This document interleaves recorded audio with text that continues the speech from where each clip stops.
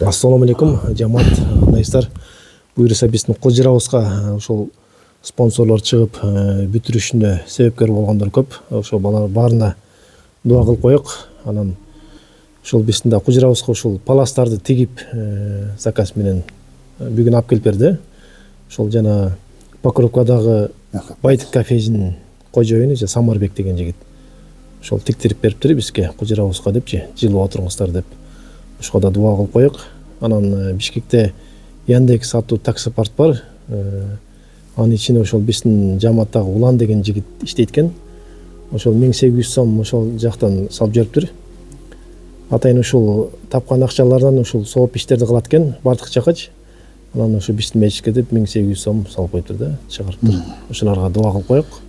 Алхамдулиллахи раббил аламин. Биринчиден Алла Таалага мактоолор болсун. Пайгамбарыбыз Мухаммад Мустафа саллаллаху алейхи ва саллям салаттары болсун. Ар дайым элибизде тынчтык, береке болсун. Ушундай чыгаан жигиттерибиз көп болсун.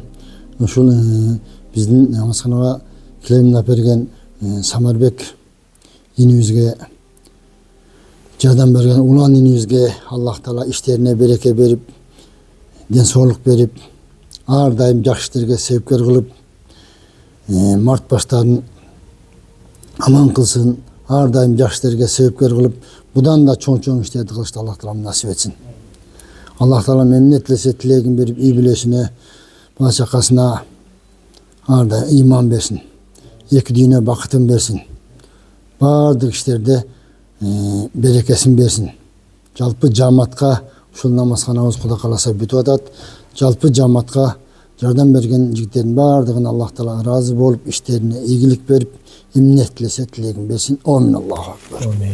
Ошол баарына рахмат. Алла берекесин берсин. Дагы эгер берем дегендер болсо, Аллах Таала иштерине береке берсин. Бир аз да каражат керек. Дагы Алла буйрса болуп калар иншалла. Буйрса ичине кирегине кала уже ордого чейин жакшы болду. Болуп калды эми Кудай кааласа. Бир аз калды. Элбай жут бар, жардам берем дегендер болсо, бир аз жардам берип койсоңуздар, иншалла бүтүп калат. Баарынан Аллах Таала ыраазы болсун. Аллах ыраазы болсун баарына.